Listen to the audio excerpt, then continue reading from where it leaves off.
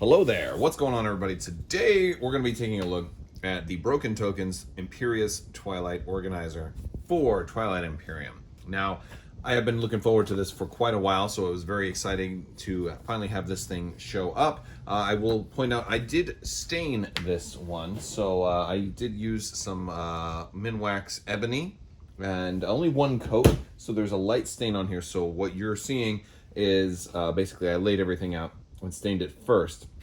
Also used Titebond wood glue to assemble it, and I have now fully assembled everything and put it all in here. So I am pointing out the fact that this is not a build video, this is more of just a review.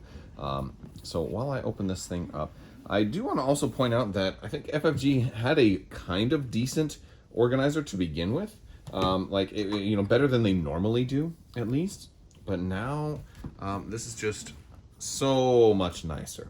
So much nicer. And for reference, all of these, this is a collection of all the bags that I had everything in.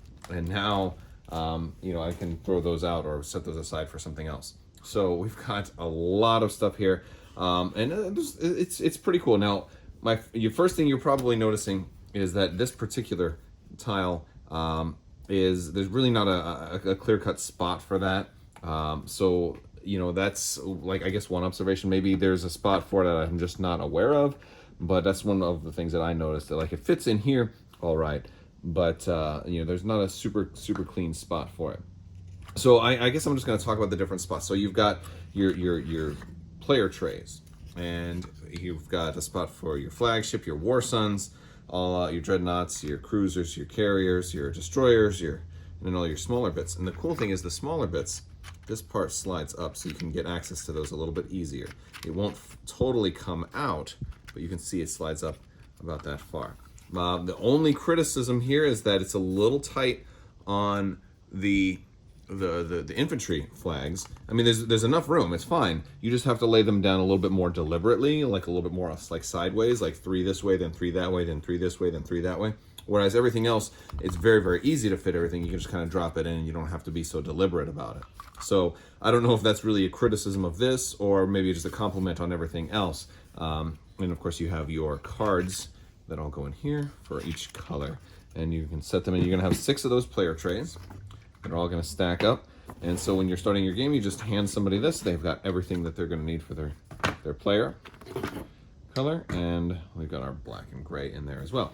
And then for once they choose their faction, you're just going to pick one of these faction trays, and the faction trays have a separate spot for all the rectangular and all the triangle pieces, and then you have a little extra compartment underneath for all the faction-specific cards. So your specific trade agreements, your specific technologies, all of that, and also your home planet card. All of that's going to go underneath. Now, this is one thing you have to be a little careful with, because these can like slide out. Like if you're pulling it up and you have it at an angle, they can slide out like that. So you'll want to be a little bit deliberate. I put all of mine in facing the same way, so they'll all fall, so I kind of just take them all this way. There are also 3 bits trays for your extra, for your trade goods, and then your extra ships and extra infantry. And this entire section is all just for all of the individual factions. So that is cool. And there's 17 of those, and then 3 more of these. Now up here, we've got a cool bit. Now this is for all of our cards, and there's plenty of room for extra cards. So there's a lot of room for expansion in this. And of course, we're going to take our strategic markers right there, and this will go on the table. And you can also I think they had you putting like the speaker token here, and then one of the other tokens right there, and this can sit out in the play area. And then of course you've got your tile marker board. Now this is kind of cool. You can sort the tiles differently, so you can store them however you want. You can have like hazards on one place, home planets on another place, or everything else. And of course there's a lot of extra room for expansion in case they come out with a whole bunch more planets. You've got plenty of room there. I'm just putting this one in here for right now because that works. Alternatively, I could just kind of set this on top of the box with the rule books. It's not that big of a deal, especially because it's such an awkwardly styled hex. It's like, well, what do you really, what do you do? Do you design a whole piece just for that one? It's like, I don't know, but That would have been nice. Now over on this section, you have this piece right here. And what this is for any other extra odds and bits. So you've got your victory point for getting Mechatol Rex, you got your speaker, and then you've got some other tokens. And so any extra tokens that don't go anywhere else can go in here. And you put your dice in here. I don't have my dice in there. And of course you got your phase 1, phase 2 objective cards and your secret objective cards. And then your victory point marker right here that'll go on top. There's a little indentation in there for that. The reason I don't put my dice in there is because I have a special set of dice, and I was worried that an organizer wouldn't have enough room for all the dice. So there's this extra piece right here, which is just a spacer. It's just extra room. This is perfect in case they ever come out with anything else. Like maybe they come out with more player number things. Well, hey, you know what? It's the perfect size for 2 more players. All right? It's literally the exact size as 2 more players, and that would fit in there just fine. So you've got you've got extra expandability in here for this thing. But for now, I'm using this big bag of dice. And what this bag is, what I've done here is I did borrow this idea from a friend, but I've got a whole bunch of sets of D10s. So I've got yellows for all the yellow, for the yellow player. I've got gray for the black player, green. And I went and got these from Gen Con because these were kind of cool for the purple player. Because I got a skull splitter set of like a whole bunch of different D10s, but it did not have enough dice for, it didn't have purple colored dice. So basically, I can put anything else I want in this little section. And so I'm just going to keep all my dice right here. Now, the only other thing I was thinking is it would have been kind of cool if I could have fit all of my player dice in here.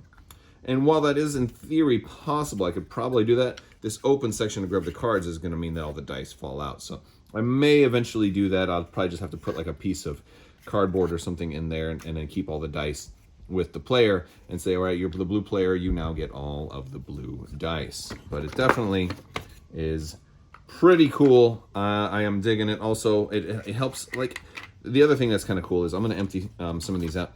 All of these trays here, you can see it'll say like War Sun, and in this one it says flagship in there, and they're labeled at the bottom of each of them for exactly what ship is supposed to go into each one, and that even includes this separate piece right here for PDSs, fighters, space docks, all your destroyers, and all of that. And that's cool because if you've played Twilight Imperium, like one of the first things that kind of slows down the early stage of any game is everybody's like emptying out this bag of all of their ships and trying to sort them out and like, all right, let me get all my destroyers over here. And you can still do that. Like, I will admit that sometimes that's a fun thing to do, especially when people are still picking their races. You kind of just go ahead and do that. You totally can. But in this case, you can get a game started a lot faster this way. And everything does fit in very, very snugly. They're all the same width. So if I wanted to like put maybe this tray over here and then these trays on there, I could probably redesign it if I wanted to do that. But it folds up nice and simply. And and then we can just put, and we've got about an extra third of an inch or half an inch, and we can have all of our rules and all of that stuff on top, and ready to go. So yeah, that's just a quick run through Broken Token Imperious Twilight Organizer with a little bit of stain on it.